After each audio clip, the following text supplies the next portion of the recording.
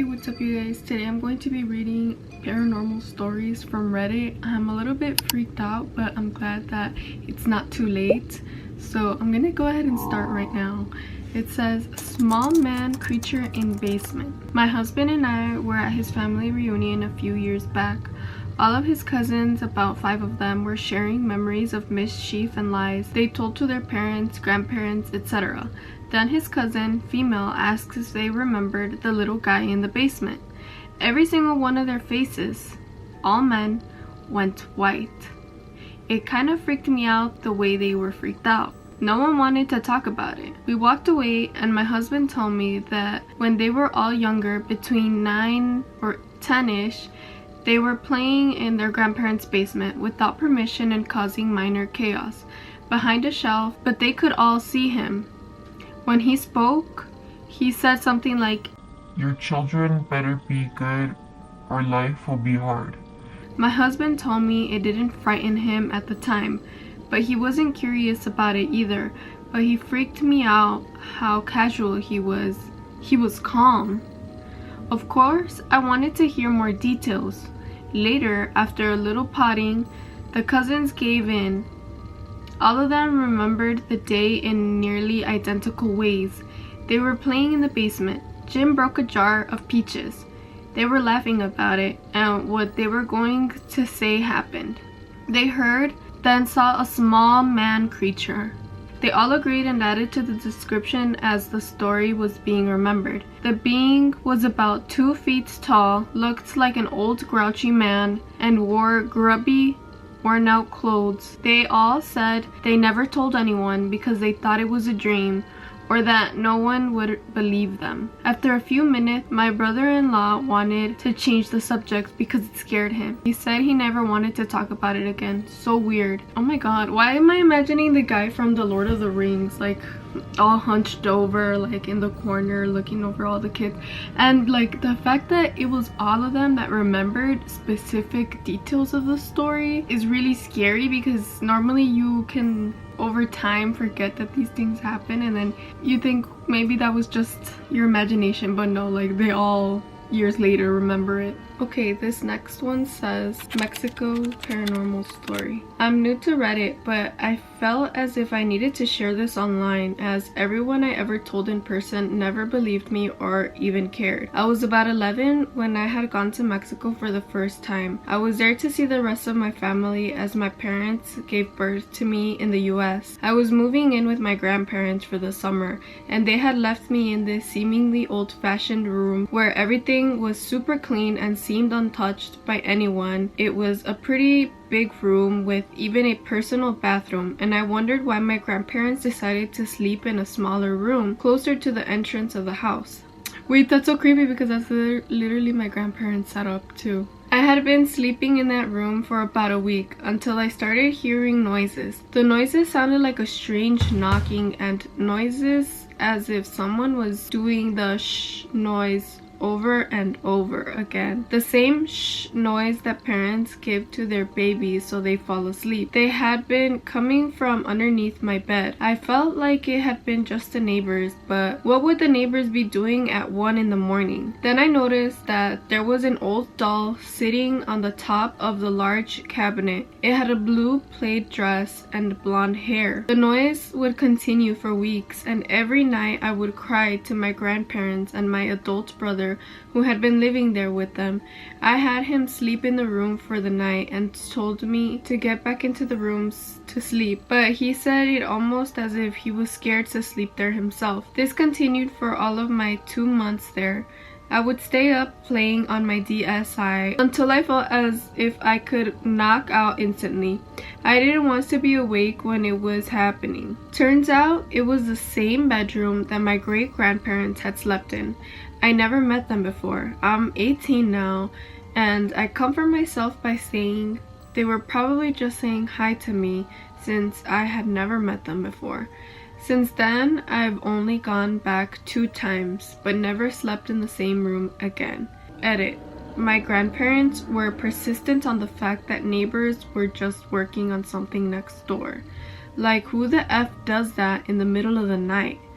Edit 2. There was also scratching noises under my bed as well. That is hella creepy. Like, nobody wants to admit that something was going on there, because there's no reason why a room that's technically the master bedroom would be left empty or as like a guest bedroom, and then all these creepy things are happening. That's a little suspicious. I'm sure, like, you know how Mexican families can be, they want to be in denial about these paranormal things, so I'm sure they just were in denial about it too.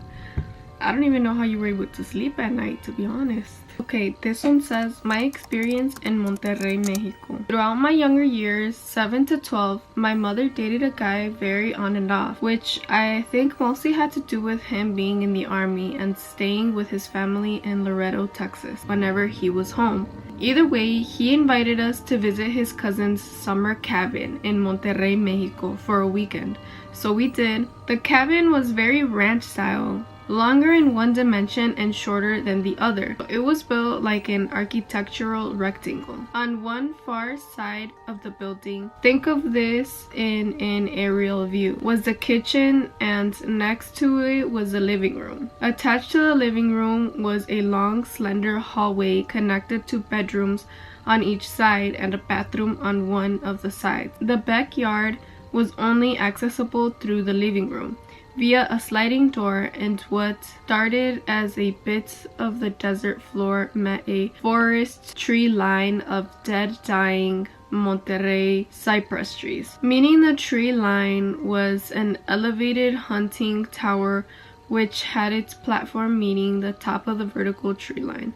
Guys, I'm really bad at picturing stuff like this, so I'm prefacing my experience with the following information because I believe in being open-minded in every aspect and want to tell my story rather than sell my story. On our way to the cabin, my mom's boyfriend was telling us about a cursed legend of the witches of Monterrey. Apparently, they had been haunting the mountainous area for generations and were his childhood version of La Llorona.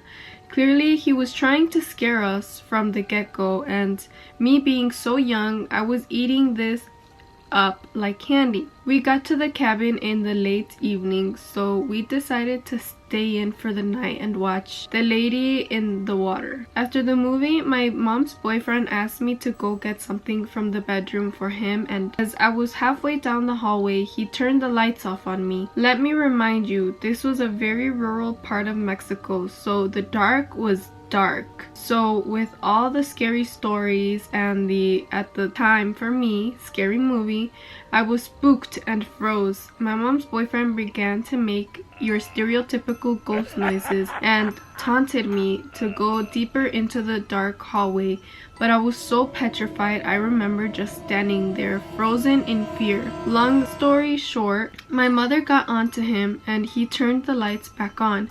They comforted me, and after a few apologies, we all went to bed. I can't remember how I slept that night, but I honestly wish I did. The next day, we did basic tourist stuff, went to the bazaar, embraced the city's beautiful mountain range, which seemed to hug the city, ate authentic Mexican food, and visited the main hub of the city. When the day was all done, we decided to call it and went back to the cabin. This is important to me because I remember the night before so vividly, yet can't remember anything else about this night other than what I'm going to write about. Okay, that's so weird. I was in the living room of the cabin and remember my mom's boyfriend was there with me.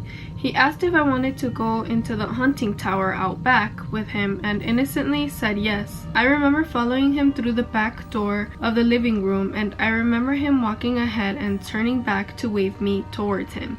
I take it as he was trying to help me keep up with him and follow him. I watched him climb the ladder of the hunting tower, and then I heard a voice behind me. Hey, my name. Where are you going? It was my mom's boyfriend behind me asking where I was going. Oh no. I turned back around to look at the hunting tower along the tree line, and no one was there. Nothing was. Not an animal, not my mother, not a specter. Nothing. Fast forward to a few years ago. My now wife and I were still dating at the time and sharing ghost experiences with another. And yes, I do have one other ghost experience in my life that I believe to be genuine as well. I told her about this experience, and I will never forget the pale look on her face when I told her. She is from a Mexican family as well, and this legend of the witches of Monterrey is a very real thing for her as well. The scary part? I was telling her the story on the Friday, and according to what her family told her growing up, Friday is a forbidden day to talk about them because that is the one day of the week they are most powerful. Apparently, they never forget their prey and use that day as a lure towards what was lost. Initially, I thought, BS, but I can begin to express how many Fridays my wife had to stop me because I had randomly brought the story up on a Friday. Maybe it was self-conscious. I don't know. That's so scary. Like, what would have happened to her if she had actually gone up and followed whatever had lured her? If the mom's boyfriend had never stopped her, would they have ever even found her? And then also what's creepy is her wanting to mention that story on a Friday when you're not supposed to. And supposedly the witches, I did not know that, by the way. I did not know like witches would prey on you, especially on a Friday. So that's super scary. Some of my mom's scary stories from Mexico. My mom grew up in a small town in Mexico where everyone pretty much knows each other. I believe the population was around 350 at the time, in the 80s. Around the time of the event, she was 10 years old. I don't know if it runs in the family, but at some time in our life, every single member of my family has experienced something paranormal. Well, here are some of my mom's stories that I think are worth telling. She lived in a small adobe house. It was a super small home for the 5 of them, my grandparents, my uncle, my aunt, and my mom. The kitchen was located on the front part of the house and the rooms were on the back. There was a wall that divided the kitchen from the rest of the house, and to get to either there was a door inside the house, kind of how some hotels have a door to get to the other room. Well, that was their house. They also had a window in one of the rooms so they could see the kitchen. The kids would sleep in one room and my grandparents in the other. Where my mom and my aunt and uncle would sleep was the room with the window. My mom tells me that at nights they would hear the chairs from the kitchen being dragged and all the things on the table would be smacked off the table. In one occasion, the noises were very loud. It woke her and her siblings up. They were curious, although they knew what was making the noise. They looked through the window and they saw a small shadow dragging a chair across the room. She said they ran to their parents' room and slept the night there. The noises went on all night, she recalls. They believed it was my great-great-grandma's dad that would mess around with them because he lived in that house before it was passed on to my grandpa.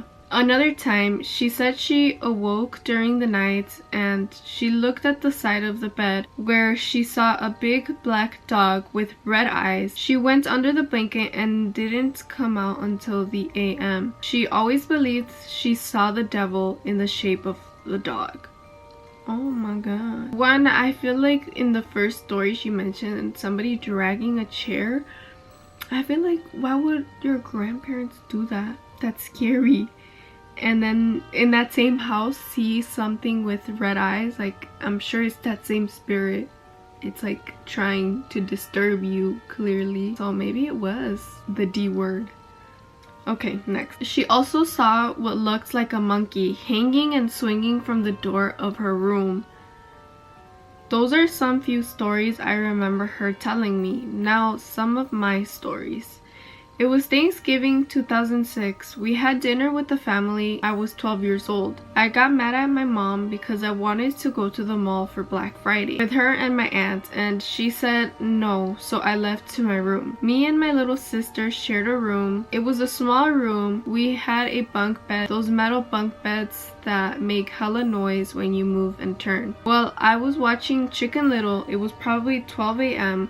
Once the movie finished, I turned off the light and tried to sleep. I was laying down facing the wall. I had my eyes closed trying to go to sleep when the bed started creaking like somebody had laid down someone really heavy. I turned around and the empty side of the mattress was sinking down like someone was laying down. I freaked out, but I couldn't move. I tried to scream and I couldn't. I was so scared I started to cry.